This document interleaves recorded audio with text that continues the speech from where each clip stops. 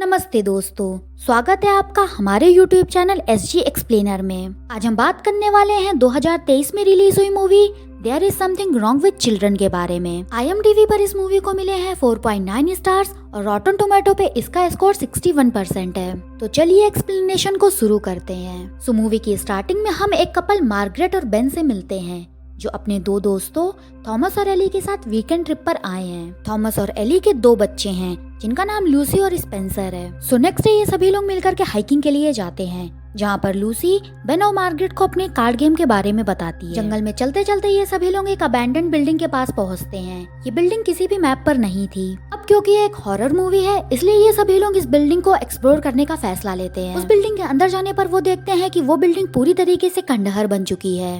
सभी बड़े आपस में बातें कर ही रहे होते हैं तभी उन्हें अचानक से बच्चों की चीख सुनाई देती है। वो सभी लोग दौड़कर बच्चों के पास जाते हैं जहाँ पर वो देखते हैं कि स्पेंसर को चिड़िया के अंडे मिले हैं। थॉमस स्पेंसर को डांटता है कि उन लोगों को इस तरीके से नहीं चिल्लाना चाहिए। मार्गरेट को पास में ही सीढ़ियाँ मिलती हैं जो नेक्स्ट रूम में जा रही थी। उस रूम में चेक करने पर वो लोग पाते हैं कि वहाँ पर बहुत ही बड़ी सी खाई है। बेन उस खाई में पत्थर फेंक कर देखता है जिससे उन्हें पता चलता है कि ये खाई काफी गहरी भी है। तभी स्पेंसर खाई की तरफ देख करके स्पेनिश में कुछ बोलता है जिसका मतलब था the place that science. Thomas जब इसके बारे में स्पेंसर से पूछता है तो दोनों बच्चे बहुत ही क्रीपली तरीके से खाई की तरफ इशारा करते हैं। यहाँ हमें ऐसा लगता है कि बच्चे किसी तरीके की ट्रांस स्टेट में हैं। थॉमस जैसे ही लूसी को छूता है तभी लूसी की नाक से खून निकलने लगता है। एली लूसी का फर्स्ट एड करती है।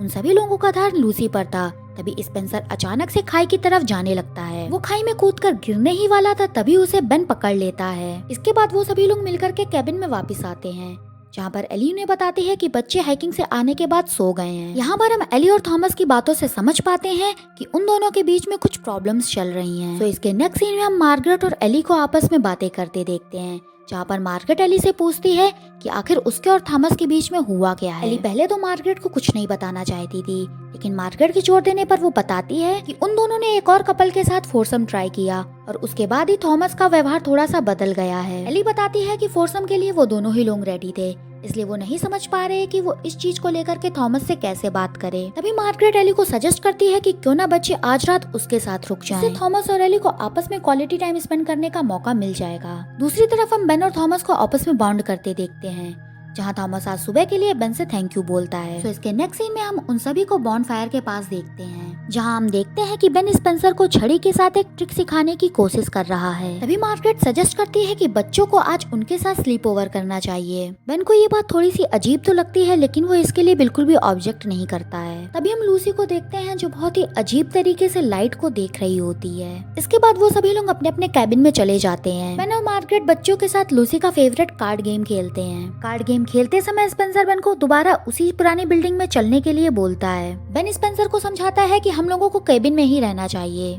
तभी स्पेंसर बहुत ही अजीब तरीके का साउंड निकालता है। बेन को समझ पाता लूसी उससे पहले ही स्पेंसर को कंट्रोल कर लेती है। यहाँ एज एन ऑडियंस हम यहाँ देख पाते हैं कि बच्चों के बिहेवियर में चेंज आ गया है। इसके नेक्स्ट सीन में हम देखते हैं कि मार्गरेट बच्चों को सुला रही है। बच्चों को सुलाने के बाद बेन और मार्गरेट कैंप फायर के पास बैठ करके बातें करने लगते हैं जहाँ पर मार्गरेट बेन को थॉमस और एली के बीच में हुए झगड़े के बारे में बताती है। यहाँ पर हम बेन और मार्गरेट की बातों से यह समझ पाते हैं कि वो दोनों ही इस बात से श्योर नहीं है कि उन्हें लाइफ में क्या चाहिए, लाइक वो बच्चे चाहते हैं कि नहीं चाहते हैं।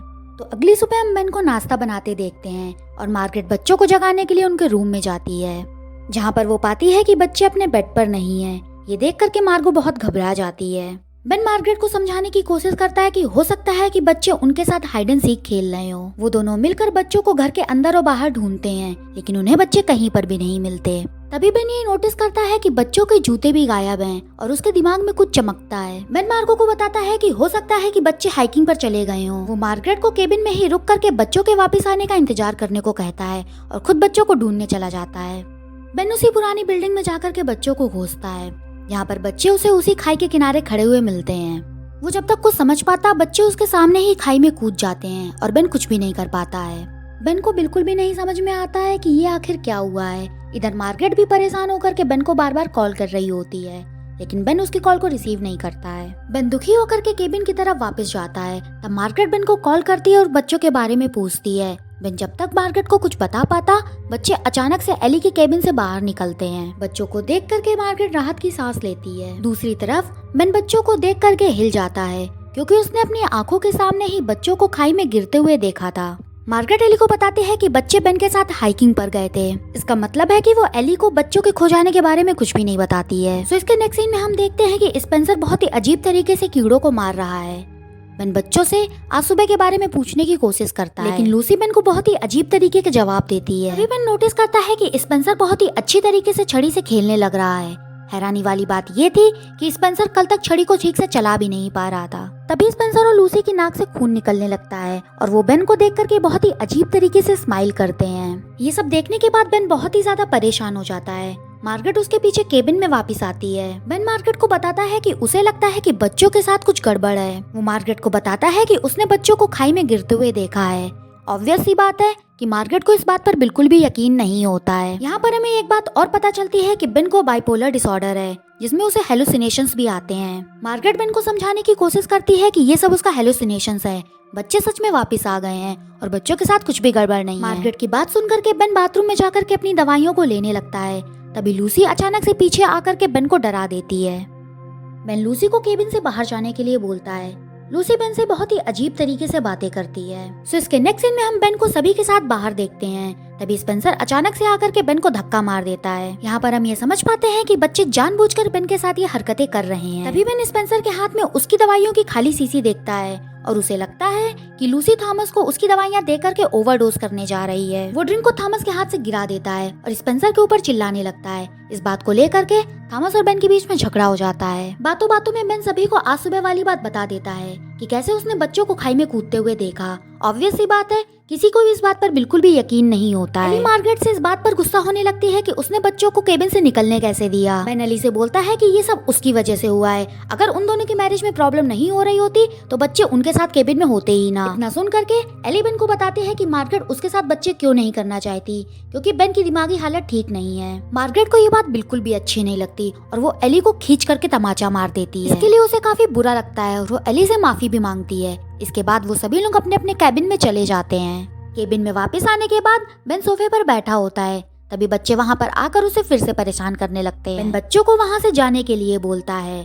तभी स्पेंसर एक शवल उठा करके बेन के मार देता है। बेन स्पेंसर के हाथ से शवल छीनने की कोशिश करता है और इसी छीना झपटी में शवल स्पेंसर के लग जाता है। शवल लगने के बाद स्पेंसर की हालत बिगड़ने लगती है और वो जमीन में गिर जाता है। बेन स्पेंसर को संभालने की कोशिश करता है, लेकिन उसने सांस लेना बंद कर दिया था। इतना सब होने पर भी लूसी पागलों की तरह हंसे जा रही थी।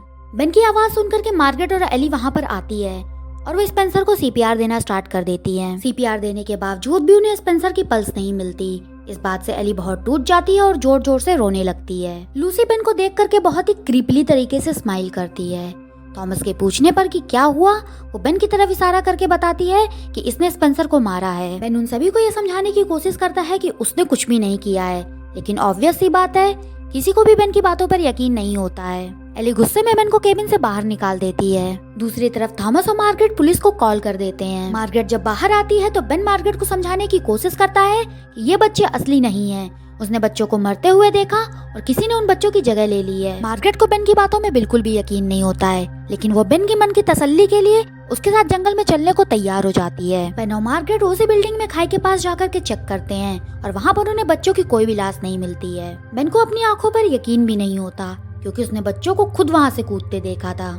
मार्गरेट बेन को बताती है कि ये सब उसके मन का वहम है और स्पेंसर उसकी गलती की वजह से मारा है। मार्गरेट बेन को साथ चल के पुलिस में सरेंडर करने को बोलती है, लेकिन बेन वहाँ से कहीं भी नहीं जाता। इसके बाद मार्गरेट केबिन में वापस आ जाती है। तभी लूसी वहाँ पर आ जाती है और मार्गरेट से बोलती है कि वो उसे जंगल में कुछ दिखाना चाहती है। मार्गरेट लूसी को समझाने की कोशिश करती है कि ये समय सही नहीं है, लेकिन लूसी मार्गरेट को बहुत ही अजीब तरीके से अपने साथ जंगल में चलने को बोलती है। तभी थॉमस उन दोनों को केबिन में बाहर साथ में देख लेता है। थॉमस बाहर आकर के मार्गरेट के ऊपर चिल्लाने लगता है। तभी लूसी थॉमस को अपने साथ जंगल में ले जाती है। वो थॉमस से बोलती है कि वो उसे जंगल में कुछ दिखाना चाहती है। दूसरी तरफ केबिन में एली और स्पेंसर अकेले हो जाते हैं। तभी स्पेंसर अचानक से अपनी आंखें खोल देता है और उठ जाता है। इसके बाद एली का क्या होता है ये हमें नहीं दिखाया जाता। कुछ देर बाद मार्गरेट केबिन में अंदर आती है एली को चेक करने के लिए, लेकिन उसे केबिन के अंदर कोई भी नहीं मिलता। मार्गरेट बेन को कॉल लगाती है, लेकिन मार्गरेट का कॉल रिसीव करने से पहले ही बेन को खाई में बहुत ही तेज रोशनी दिखाई देती है। एज एन ऑडियंस हम यहाँ समझ पाते हैं कि बेन उस रोशनी को देख करके हिप्नोटाइज हो गया है। इस तरफ मार्गरेट को एक रूम से आवाज आती है। जब वो वहाँ पर जाकर चेक करती है तो उसे एली मिलती है बहुत ही खराब हालत में। मार्गरेट एली के लिए कुछ कर पाती इससे पहले ही एली की जान चली जाती है। तभी वहाँ पर स्पेंसर आ जाता है। मार्गरेट को उसे देख करके यकीन ही नहीं होता। स्पेंसर मार्गरेट को देख करके क्रीपली से स्माइल करता है और उस पर हमला करने के लिए बढ़ता है। मार्गरेट किसी तरह से बचते हुए खुद को रूम में लॉक कर लेती है। तभी वहाँ पर लूसी आ जाती है। मार्गरेट किसी तरीके से लूसी को चकमा देते हुए गाड़ी की चाबियां उठा करके केबिन से बाहर जाती है। केबिन के बाहर जाते ही मार्गरेट को पुलिस ऑफिसर मिलती है। मार्गरेट पुलिस ऑफिसर को सब कुछ समझाने की कोशिश करती है, लेकिन ऑब्वियस सी बात है पुलिस को उसकी बातों पर कुछ भी यकीन नहीं होता। ऑफिसर मार्गरेट को वहीं पर रुकने के लिए बोल करके खुद केबिन के अंदर चेक करने के लिए जाती है। मार्गरेट ऑफिसर को समझाने की कोशिश करती है कि यहाँ पर रुकना सही नहीं है, लेकिन ऑफिसर की बुद्धि में तो पत्थर पड़े थे। वो मार्गरेट को समझा ही रही होती है, तभी उसे केबिन के अंदर से कोई खींच लेता है और मार्गरेट कुछ भी नहीं कर पाती। मार्गरेट किसी तरीके से खुद को बचाते हुए कार के पास जाती है। वो कार से जाने ही वाली होती है, तभी वहाँ पर बच्चे आ जाते हैं और वो खुद को बचाते हुए कार के नीचे छुप जाती है। बच्चे मार्गरेट को ढूंढ ही लेते, लेकिन मार्गरेट दिमाग लगा करके थॉमस के मोबाइल में कॉल कर देती है, जिससे बच्चे डिस्ट्रैक्ट होकर के वहाँ से चले जाते हैं। बच्चों के जाने के बाद मार्गरेट कार में बैठ करके वहाँ से निकलने ही वाली होती है, तभी वहाँ पर बेन आ जाता है। मार्गरेट बेन को देख करके बहुत खुश हो जाती है और उसे गले लगा लेती है।